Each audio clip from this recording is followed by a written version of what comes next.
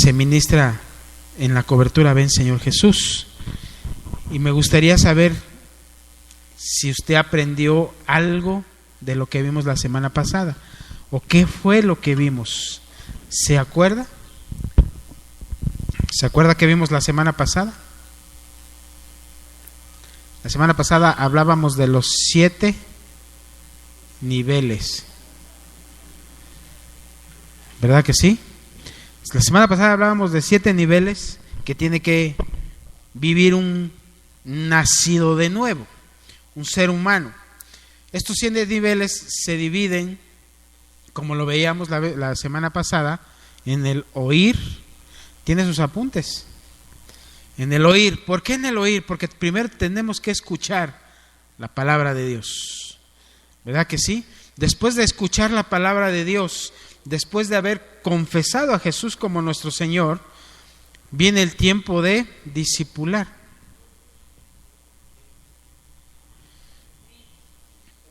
No se puede ser un discípulo si no antes se ha convertido a Cristo. No sé si usted se ha fijado o ha puesto atención a aquellas personas que andan de casa en casa predicando a ellos y le dan un folleto. Y si usted se da cuenta, en ese folleto viene doctrina, no es evangelio. La orden que Jesucristo dio es ir y predicar el evangelio. ¿Por qué tenemos que predicar el evangelio?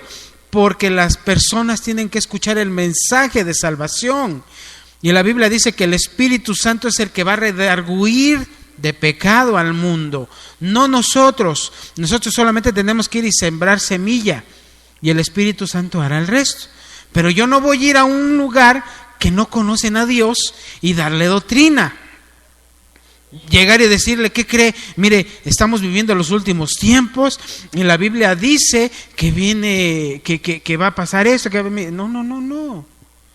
Tenemos que ir y darle el plan de salvación, que escuche que Jesucristo vino a dar su vida, que Jesucristo vino a darnos vida eterna y a librarnos, a salvarnos. ¿Verdad que sí? Cuando nosotros alcanzamos estos niveles, se dice que somos cristianos. ¿Verdad que sí? Pero ¿cuál será el término correcto a decir? Cuando usted le preguntan en la calle, oiga, ¿de qué religión es? ¿Qué dice usted? Cristiano evangélico. ¿Verdad que sí? Comúnmente decimos cristiano evangélico para no confundirnos con los cristianos católicos o otros cristianos que por ahí existen. Pero realmente la Biblia habla de cristianos o de nacidos de nuevo. Porque la Biblia dice que los demonios también creen y tiemblan. Entonces, si ellos creen, eso no los hace cristianos. Eso no los hace nacer de nuevo. Bueno, un nacido de nuevo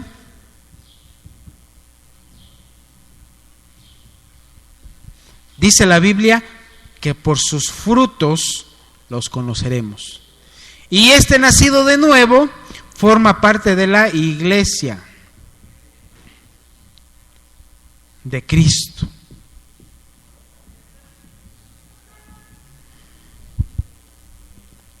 Eso debe de aprendérselo usted con todo su corazón.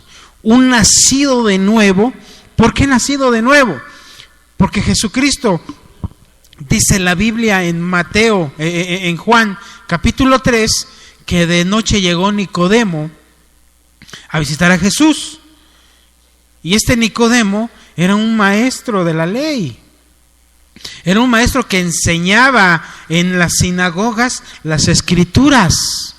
Imagínense, un maestro ir y preguntarle a Jesús que qué hará para heredar la vida eterna. Por eso Jesús le decía, tú siendo maestro no sabes, porque le dice, es necesario nacer de nuevo. ¿Cuántos dicen amén? Y si usted nació de nuevo, es parte de la iglesia de Cristo. Ahora yo le pregunto, ¿cuándo nació la iglesia? ¿Usted sabe cuándo nació la iglesia? ¿Cuándo se estableció en la tierra como iglesia de Cristo? Porque usted me va a decir seguramente en aquella ocasión cuando Jesús está hablando con el apóstol Pedro, bueno, era su discípulo, que le dice, ¿quién dicen los hombres que soy yo? Y el apóstol Pedro dice, pues unos dicen que eres Elías, mire, puras herejías le empezó a decir. Otros dicen que eres el profeta tal, otros dicen que eres el profeta tal, y le dio una serie de nombres que la gente decía y creía que era Jesús. Pero le dice entonces a Pedro, ¿y ustedes quiénes dicen que soy yo? ¿Y qué le dijo Pedro? ¿Se acuerda qué le dijo Pedro? A ver, actúe conmigo en esta hora. Quiero que usted participe conmigo. ¿Qué le dijo Pedro a Jesús? Tú eres el Cristo. ¿Verdad que sí? ¿Y qué le dice Jesús? Bienaventurado eres porque no te lo reveló sangre ni carne, sino mi Padre que está en los cielos. O sea, que para que nosotros entendamos la figura de Jesucristo, no lo tienen que revelar. Pero le dice, y en este fundamento edificaré mi iglesia. Y es cuando por primera vez se nombra la palabra iglesia en toda la Biblia. Porque si usted se da cuenta, en el Antiguo Testamento Jehová no decía mi iglesia Israel, decía mi pueblo Israel. Iglesia, Jesucristo decía fundaré mi iglesia, o sea que no había iglesia. Israel no era iglesia, era pueblo de Dios. ¿Cuándo nació la iglesia? Hoy vamos a ver el origen de la iglesia.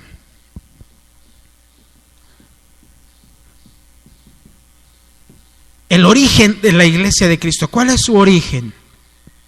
¿Usted cree que el origen de la iglesia de Cristo fue cuando Cristo le dijo a Pedro que sobre el fundamento de sus palabras, cuando dijo Pedro, tú eres el Cristo, sobre el fundamento de tus palabras edificaré mi iglesia, le dice?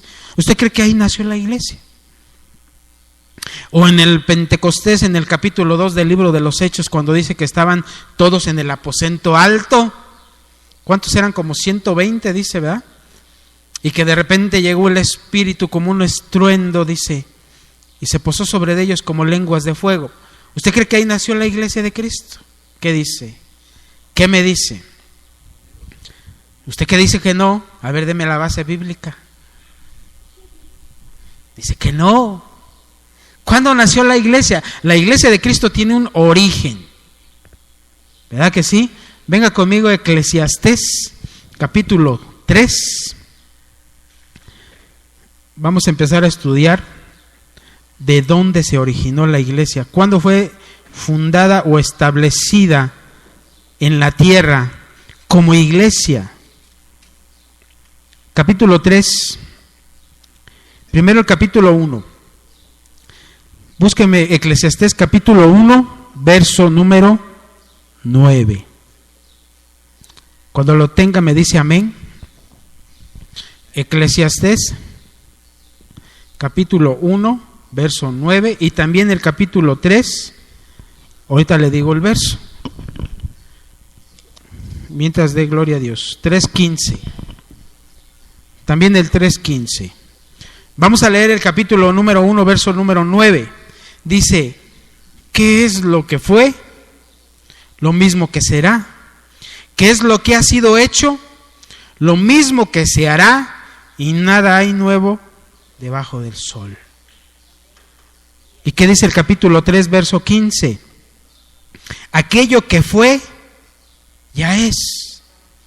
Y lo que ha de ser, fue ya, y Dios restaurará lo que pasó. Mire, no sé si a usted le gusta escuchar predicaciones de otros lugares, pero yo escuché una vez a un pastor que decía que para que nosotros entiendamos el Apocalipsis, necesitamos estudiar a Daniel, a Ezequiel, a Isaías y a Zacarías, porque en ellos viene todo lo que viene el Apocalipsis. ¿Será cierto que tengamos que hacerlo así? Pues déjeme le cuento que no. Porque, como lo acabamos de leer, ¿qué es lo que fue? sino lo que será. Bueno, ¿por qué la Biblia tiene el primer libro de la Biblia que se llama Génesis? Y si usted se da cuenta, para que usted entienda el Apocalipsis, tiene que entender primero el Génesis, porque lo que pasó en el Génesis va a pasar en el Apocalipsis. Lo que sucedió en el Génesis lo estamos viviendo ahora y se va a vivir más adelante, nada más que los actores son los que van a cambiar, pero el trama es el mismo. Por eso dice la Biblia, nada nuevo hay debajo del sol. Lo que fue en el Génesis se hará en el Apocalipsis. Apocalipsis. ¿Qué es lo que fue? Sino lo que será. ¿No dijo Jesús? Como en los días de Noé serán los postreros días. Como en los días de Lot, Génesis, serán los postreros días, Apocalipsis. ¿Qué había en los días de Noé? ¿Se acuerda? Había mucha corrupción, había mezclas, había gigantes, Nefilims, había Giborims, había depravación. Dice la Biblia que la maldad del hombre era tan grande que Dios se había arrepentido de haber creado al hombre. ¿Y cómo estamos viviendo los tiempos hoy? ¿Usted cree que no hay Nefilims hoy en día? Sí los hay.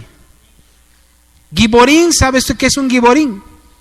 Son los valientes de la tierra. Le voy a dar una pista. ¿Usted ha visto la película de Thor? El que trae un martillo. Ese es un Giborín. Es mitad, según la mitología, mitad Dios y mitad hombre. ¿Existen, sí o no? Dice en el Génesis que los hijos de Dios vieron que las hijas de los hombres eran hermosas. ¿Saben quiénes eran esos hijos de Dios? Eran dioses. Eran Elohims que bajaron a la tierra. Por eso el apóstol Judas decía que aquellos que no guardaron su dignidad fueron encerrados o están en prisiones eternas de oscuridad, reservados para el día del juicio. Entonces en el Génesis nos habla que vinieron Elohims a tomar a hijas de los hombres. Por eso los Giborins son mitad Dios y mitad hombre. Y no Dios la esencia, no, dioses. Porque usted debe de saber, y hemos enseñado, que dentro de la multiforme creación de Dios, dentro de sus siervos, están los siervos celestes, siervos angélicos y siervos de barro.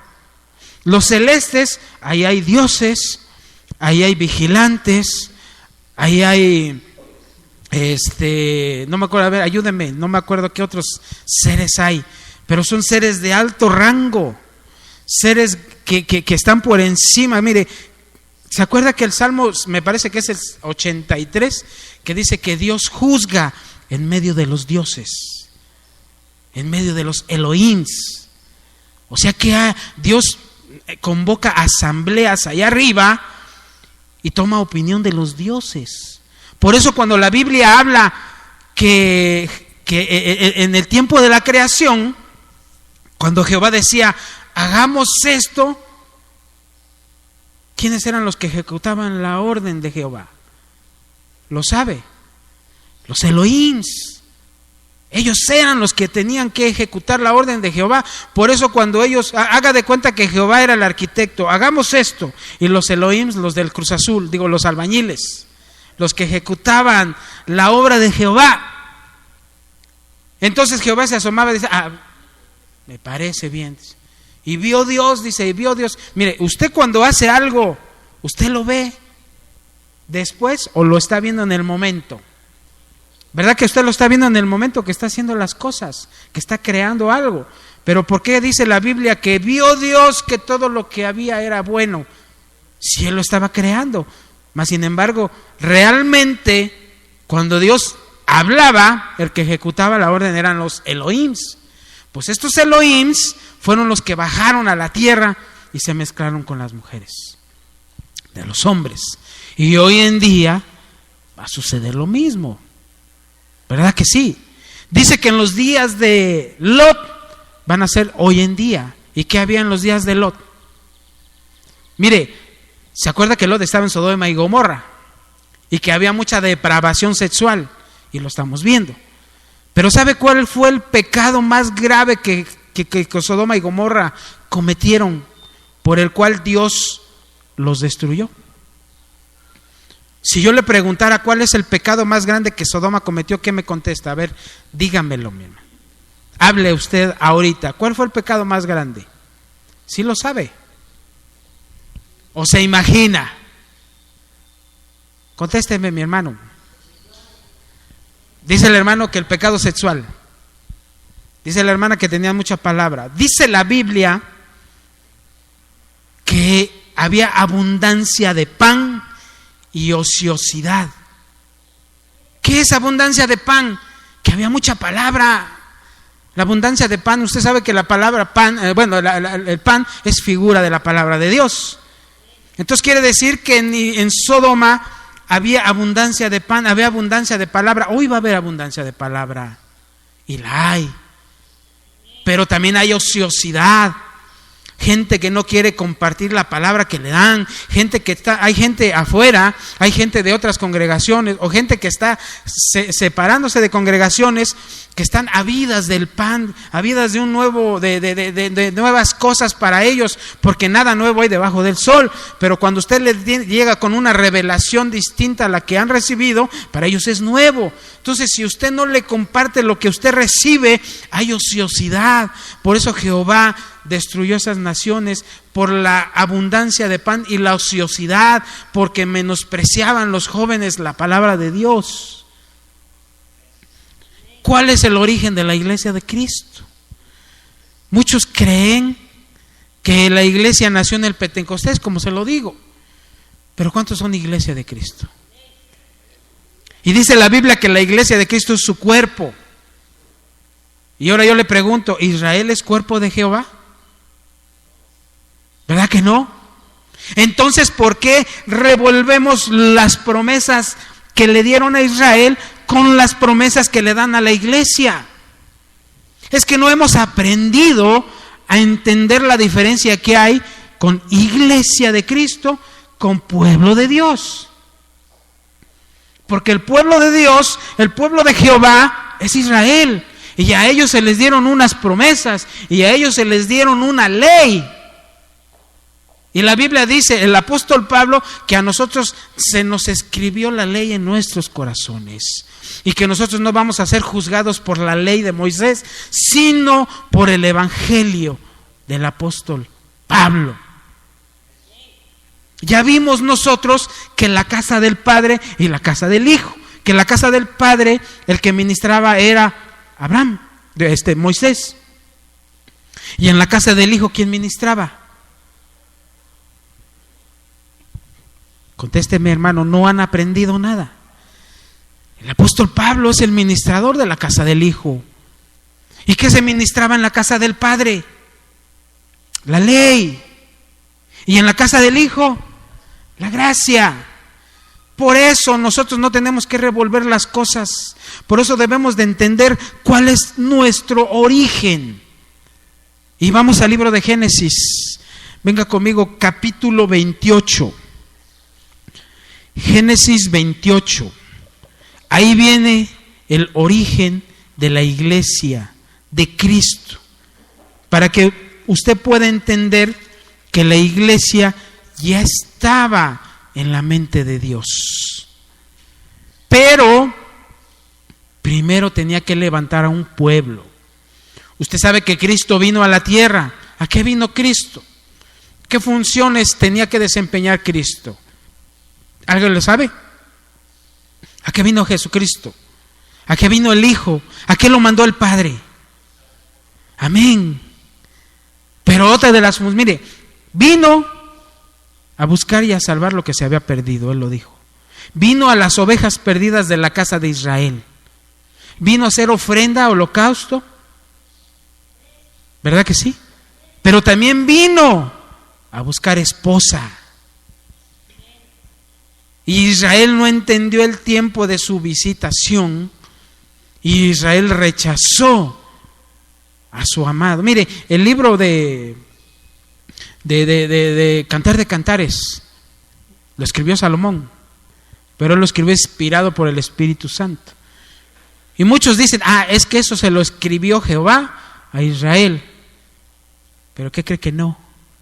Eso se lo está escribiendo el hijo a su esposa. Y su esposa es la iglesia. Pero será toda. Génesis capítulo, vamos a ver qué les dije. Génesis 28, verso número 1. Cuando lo tenga me dice amén. Entonces Isaac llamó a Jacob y lo bendijo y le mandó diciendo: no tomarás mujer de las hijas de Canaán. Levántate, ve a Padán Aram, a casa de Betuel, padre de tu madre, y toma allí mujer de las hijas de Labán, hermano de tu madre. Y el Dios omnipotente te bendiga y te haga fructificar y te multiplique hasta llegar a ser multitud de pueblos. Y te dé la bendición de Abraham y a tu descendencia contigo, para que heredes la tierra en que moras, que Dios dio a Abraham. Déjenme ver, ese no es. Es Génesis 1:6. Venga al verso número 10. Dice: salió pues Jacob de Beerseba y fue a Harán, y llegó a un cierto lugar y durmió allí, porque ya el sol se había puesto, y tomó de las piedras de aquel paraje y puso su cabecera y se acostó en aquel lugar. Usted sabe que ese pasaje nos habla de cómo Jacob tuvo un sueño, y dice que vio una escalera donde bajaban ángeles y subían. Pero también dice que en la entrada de la puerta vio a Jehová. Y cuando él despertó, dice que entendió que ese lugar era la puerta del cielo, y que puso una piedra como altar y derramó aceite. Esa piedra es figura de Cristo. Cristo y su iglesia. ¿Por qué? ¿Cuántos son cuerpo de Cristo aquí? Y esa piedra, si representa a Cristo, lo representa a usted también, porque usted es parte del cuerpo de Cristo. Si bien la cabeza es Cristo, pero el cuerpo somos nosotros. Entonces usted sabe que ese pasaje nos habla de cómo Jacob, vamos a poner aquí Isaac, Jacob,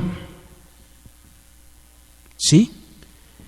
Isaac es figura del Padre y Jacob es figura del Hijo, o sea, Cristo, o sea, Jehová. ¿Por qué la Biblia nos habla en este pasaje de precisamente de lo que sucedió con Isaac y Jacob? De lo que tuvo que ir a hacer para buscar esposa. Dice que lo envió que tenía que encontrar mujer con miembros de su familia. Ahora, veamos en lo natural, ¿tendrá importancia que aparezca en el libro de Génesis esto? ¿A usted le importa realmente de dónde viene el pueblo de Israel? Que viene de Abraham, de Isaac, de Jacob y las 12 tribus, y de ahí se van dividiendo, ¿verdad? Cuando realmente usted y yo somos iglesia, no somos pueblo de Dios. O alguien de ustedes me puede decir: yo soy de la tribu de Leví.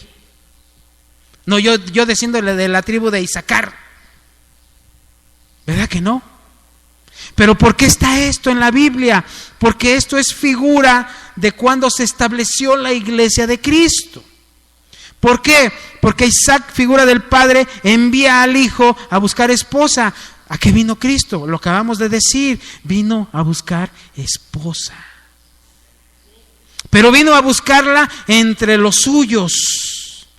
y los suyos no le recibieron, dice la Biblia.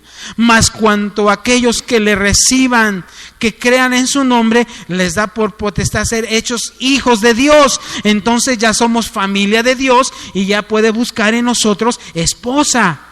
Porque si usted y yo todavía estuviéramos afuera sin conocer de Dios, no lo seríamos, ni siquiera seríamos candidatos a ser esposa de Cristo. ¿Cuántos dicen amén? Pero usted y yo somos candidatos, pero mire, el que seamos candidatos no significa que vayamos a ser esposa de Cristo. Porque la esposa de Cristo, créamelo, que tiene que ser una vencedora. Tiene que dar su vida por el Cordero. ¿Cuántos de ustedes todavía les duele que les hagan algo a sus papás, a sus mamás, a sus hermanos, a sus hijos, a un pariente? Y ay, ya me las va a pagar aquel que le hizo tal cosa. Mire, todavía queremos tomar venganza cuando la Biblia dice que tenemos que ser vencedores. Usted sabe que cuando los primeros cristianos fueron perseguidos, entregaron su vida por Cristo. ¿Son o no vencedores? ¿Son o no esposa? Porque la esposa de Cristo tiene que ser vencedora. Mire, sigamos leyendo. El verso 28. Capítulo 28, verso número 6. Y vio Esaú cómo Isaac había bendecido a Jacob y le había enviado a Padán Aram para tomar para sí mujer de allí, que cuando le bendijo le había mandado diciendo: no tomarás mujer de las hijas de Canaán, y que Jacob había obedecido a su padre y a su madre y se había ido a Padán Aram. Vio asimismo Esaú que las hijas de Canaán parecían mal a Isaac su padre, y se fue a Esaú y a Ismael y tomó para sí por mujer a Mahalal, hija de Ismael.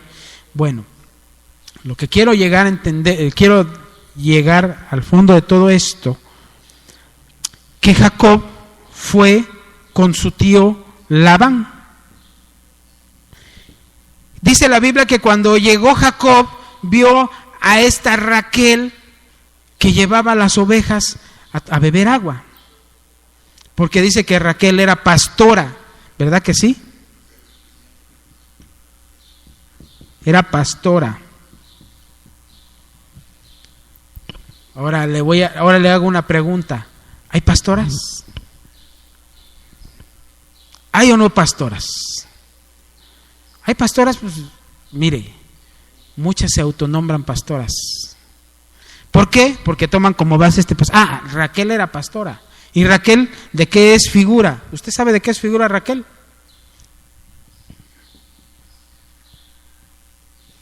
Israel. Y tenía una hermana, se llamaba Lea. Dice la Biblia que Raquel era hermosa, de hermoso parecer. Y Lea, ¿qué tenía de hermoso? ¿Usted lo sabe? Los ojos. ¿Usted cree que porque Raquel era pastora en la iglesia de Cristo debe de haber pastoras, apóstolas, profetas? Cuando esos ministerios son únicamente para varones. Porque si en una congregación hay una pastora, sería la cabeza, y en esa congregación hay varones y estarían sometidos a una cabeza mujer, y eso no es bíblico. Discúlpeme, pero eso no es bíblico, porque la Biblia dice que la cabeza de la mujer es el varón, y el que va a dar cuentas de la congregación es el pastor, y el que va a dar cuentas en mi familia y en la suya es el varón, no la mujer. Y no estoy demeritando a la mujer, porque la mujer tiene su llamado, tiene su servicio. Porque una mujer puede tener un llamado a tener un servicio en la iglesia. Puede ministrar palabra. Claro que sí, pero no como cabeza. Eso es un desorden. Mire lo que hizo Raquel. Raquel, cuando se fue con Jacob, dice la Biblia que ella se llevó los terafines de su padre. Y eso le costó la vida. Ahora, Raquel es figura de Israel, porque Jehová, si usted ha leído la Biblia, Jehová no se cansaba de chulear a Israel, ¿a poco no? y tú eres la niña de mis ojos, y el que te toca a ti no se la va a acabar, y que tú eres preciosa, amada mía y hermosa, y no sé qué tanto le decía.